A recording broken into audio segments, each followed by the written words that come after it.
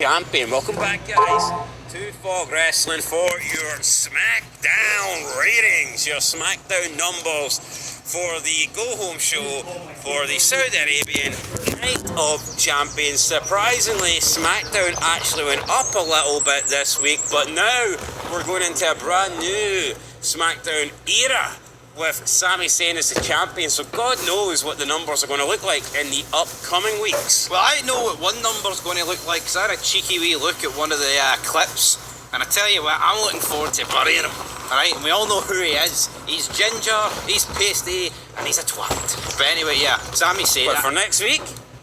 No, this show. I'm talking about next week when he's the champion.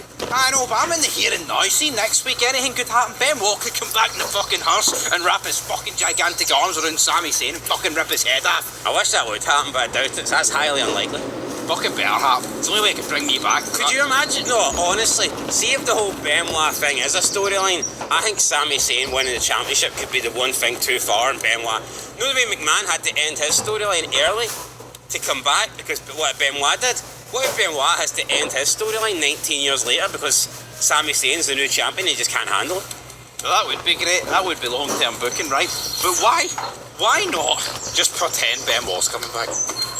Why not hype up SmackDown? Because he's a fucking murderer and there's no payoff. I mean, that's pretty much... I mean, there's no payoff, just pretend. David Benoit, knock a couple of his front teeth out and claim it's Benoit. Benoit was only missing one tooth, to be fair, like... No, but come on, man. He's not a meth head like Mark Briscoe. Imagine the promo for SmackDown. A champion so bad, it brought back the family killer himself. Would you not be tuning in? I'm watching in anyway, unfortunately, so... No, I'd be tuning in. You'd be back. Well, you've always said there's only two people that can bring you back to wrestling, Vince McMahon or Chris Benoit. I think you're more likely to get Vince McMahon, like, but... Aye, probably. Anyway, guys, the SmackDown rating for the 26th edition of June did...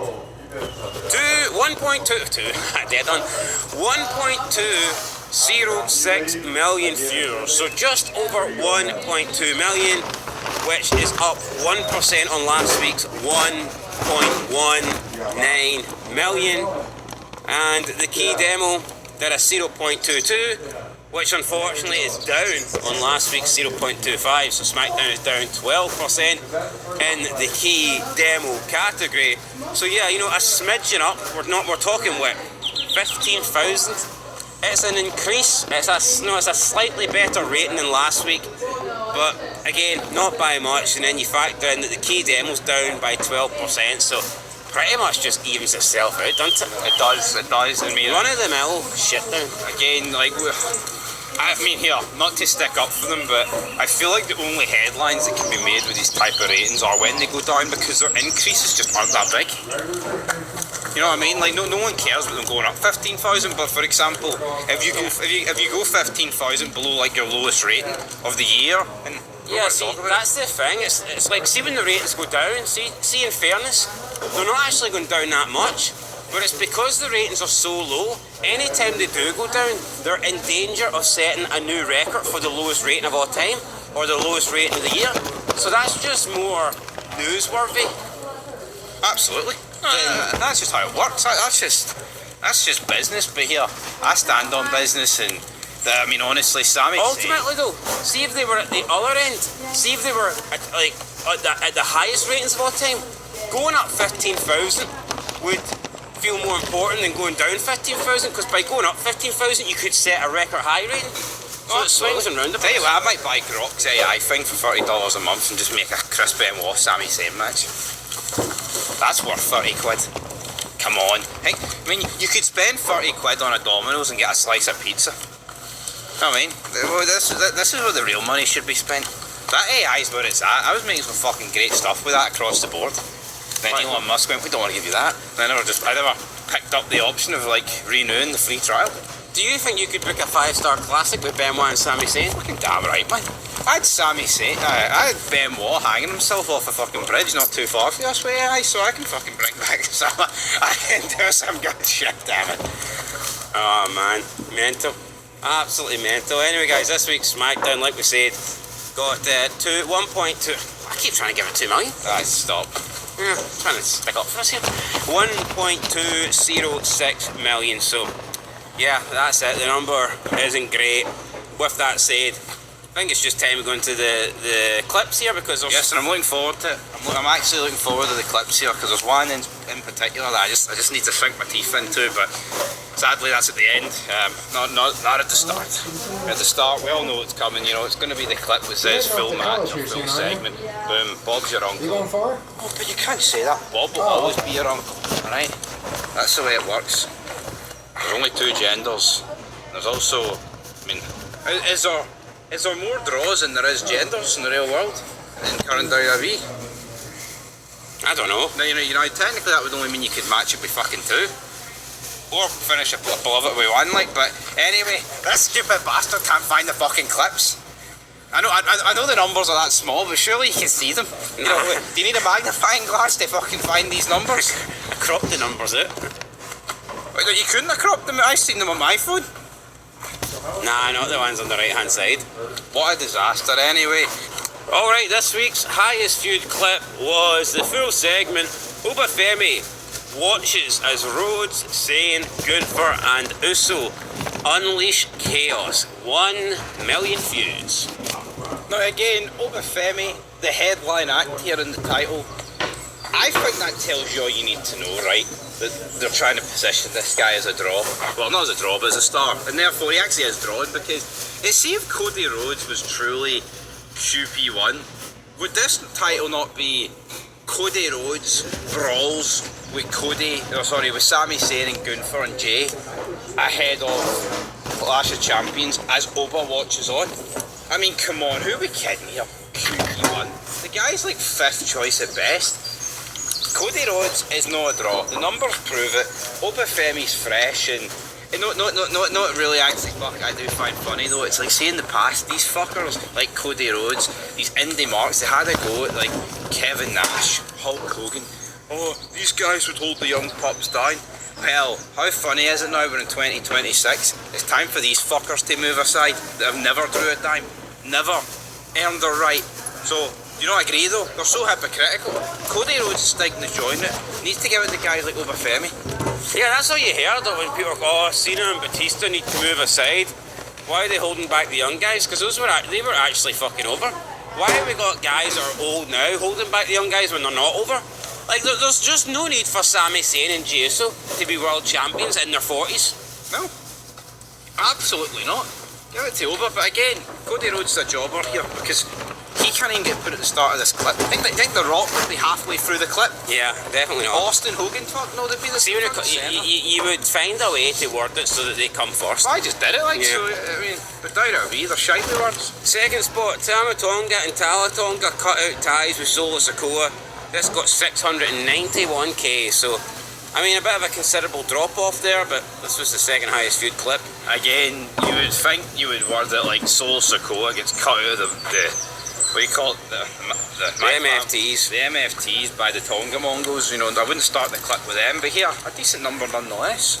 Can't really disagree with it too much. I mean, 660, and for whatever reason, Solo Sikoa's just been riding this wave of decent clips ever since like 2024. Yeah, fair play to him. Maybe the Roman Reigns effect rubbed off on him. Third place we got LA Knight won't align with Solo Sikoa against the Bloodline. This got 360k. So Solo Sikoa in the second and third highest viewed clips. Again, I think this is just a poor reflection on the booking of WWE. It's like Solo Sikoa for me has actually been done really dirty.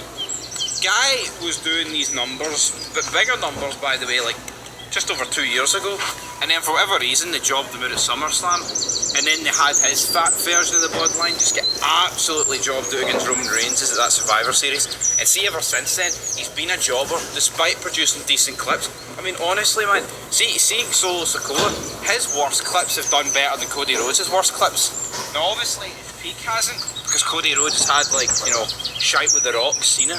But see when Cody Rhodes is paired with jobbers, as we'll see later on in this vid, he does shite.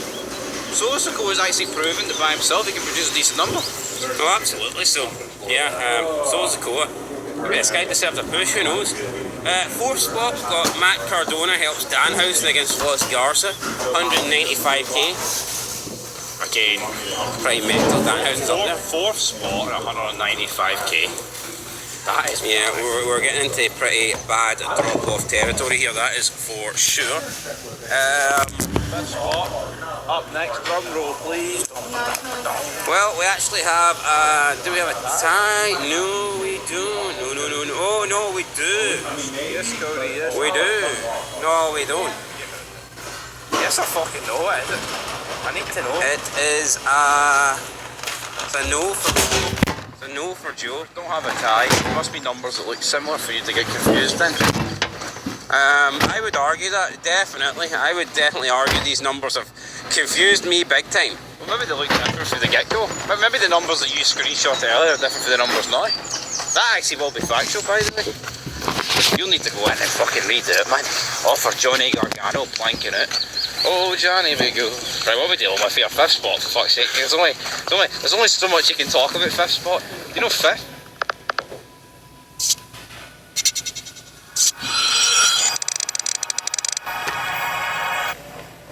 Talk about fifth spot. Do you know fifth? Fifth number in the. Well, I actually missed it. So Chelsea Green was fourth, not Danhausen. Then it was Danhausen. Chelsea Green was fourth with 216. Her coming to save Jade Cargill. So yeah, we have that. So Chelsea Green was fourth. Danhausen was then in fifth. Then we have the War Raiders challenging R-Truth and Priest to a shot at the tag team titles. That's got 181k. That's in sixth spot, so I mean, again, just... Where have those guys been? Honestly, I thought they were released, like... Yeah, I thought they were released, but they've just snuck in the back. What? Look at the tag division back in the day, man. Look at it and then look at this. WWE is just not good enough anymore to have a tag division, let alone two split across two brands. Can't happen. Shouldn't happen. Ridiculous. That was what, sixth? So yeah, it's actually tragic when you think about it. Seventh spot, we've got Sami Zayn saying to Cody Rhodes, keep Kevin Owens' name out of your damn mouth. 176k. So this is your new world champion, albeit wasn't crowned at this point. Two rabbits running about in there. Moreover than Sami Zayn, mind you. And then Cody Rhodes is the QB1. So clear reference to the Will Smith incident with Chris Rock. Your champion and your contender, and this is what they draw. 158k. Can't even outdraw fucking Danhausen. Can't even outdraw the Viking Experience challenging two fucking old jobbers. No, seriously, man. This is fucking bang out the order, and people need to wake up and not watch this anymore. You fucking included. Don't you make a dime or two out of it? See these fuckers that tune in every week and watch this pish because they actually enjoy it? What are you doing? See these people that feel like blind loyalty. The only thing there's two things that will change it, right? The viewership literally dying, or Tony Khan actually doing something and forcing WWE to make a drastic change. That's to me what can only happen. McMahon, like he brought Brett back in 2010. We need something to happen in AEW that makes WWE go, oh, we're fucked. Yeah, we need something more. We need more, damn it, right? Eighth spot, we've got Blake Monroe arrives on SmackDown to attack Julia, 161k. Right, that's awful. I mean, that's a debut. Again, this is someone who had a lot of momentum in AEW, went to NXT, killed it. We're doing better numbers in AEW, by the way. Yeah, well, there you go. I mean, who does that? No one does that. But is that not maybe a show and tell of how much wrestling has like dropped off in the past year and a half, 2 years? I mean, maybe, yeah. I mean, that is that. But see, keeping someone on NXT for a prolonged period of time, disaster. There is not one single benefit, by the way, of keeping someone on NXT for me. Even if they're green, make them learn on the main roster. I've got bad news for Blake Monroe. She wasn't 8th, she was actually 9th. Oh. I'm having a shocker here. In 8th spot, it was Paige returns to England to battle JC Jane, 169,000 views. So that was actually 8th, and then Blake Monroe picked up 9th spot. So one spot lower than I actually thought she was. Ah, well, we'll forgive you. I mean, honestly, if there's anyone that feels like greatly aggrieved here that he's got some of these numbers messed up, go fuck yourself, alright? Right, we then have a tie up next for 10th and 11th spot. It is Danhausen and Matt Cardona beat Los Garza with an explosive curse. And Ricky Saints blast Trek Williams with a microphone. Both getting 160k. Well, I mean, at least they're higher than the lowest clip on Raw. Is that a positive for them? I mean, Danhausen's second clip, and we do see people suffer in that capacity, but again, I don't really understand that, right? I think that just tells you how fucking dead it is, truly, because see if Austin appeared in 10 clips, I don't think his highest clip would have like 20 million views, but like his lowest clip would have 5,000, and we seem to see that. It's almost like if someone has more than one clip, one is going to be up there, and then the other one's going to do like minuscule levels because they just cannot be arsed watching it. Soul destroying. Yeah, 12th spot, we've got Jade Cargill hits the Jada on Tiffany Stratton after defeating Chelsea Green. This got 136k. What's up, Project? So yeah, 12th spot there for Jade Cargill and Tiffany Stratton. Is that not last, no? Nope, there's one more position. One more. And last, and in this case certainly least, do you want to take a guess? Well, you know, I'm going to go with my good old pals of Trek Williams, Carmelo Hayes and Ricky Starks. Some form of a wee combo in there. Well, we've already had, you want to go Trek Williams? You want to stick with him? I don't really know who else it could be. Like, it has to be them. It has to be someone of them. Alright, last spot, we've got Ray Phoenix Fuck, I forgot. versus Nathan Fraser for the AAA Cruiserweight Championship, and this match did 77,000 views. Right, well, 77,000 views is diabolical. Still highest AEW clip, by the way, but again, this is a foreign belt between two jobbers. If this isn't the proof that just fuck was. These guys have no future in WWE. None. Nada. No, hee-haw, man. Honestly, it's bogging. It's see if you actually think it back the day, like who they actually could have put on these shows that had like belts for other companies, and it could have been fantastic, and this is what we're wasting on. The AAA belt with Ray Phoenix and Nathan Fraser. Disgusting. Absolutely disgusting. The Mexicans have came in clutch, but here, well, they've came in clutch for us in a bet, but they've not came in clutch in the fucking clips, man. Nah, Mexico football team good. Mexico wrestlers fucking trash. Yeah. Si, senor. And that's El Gordo. They don't do El Gordo in the fuse. You know what El Gordo means? large. The large. Anyway, fucking large failure. Right, guys, we'll catch you in the next one. That's it. Fog Wrestling, I apologise. Those numbers were all over the place. But, Like a lucky dip. Instead of a shite. be back next week, stronger and better. You know what, maybe when they give us honestly, if Ray Phoenix or Dragon Lee, whatever one it is, I don't know, both the same shit. I mean, if they're only doing 77k, then they don't deserve a professional job for Fog Wrestling. No, they don't. When they do a professional job, we'll start doing a professional job. So we'll never then. Yeah, pal. Right, guys, that's it. Till next time. Peace.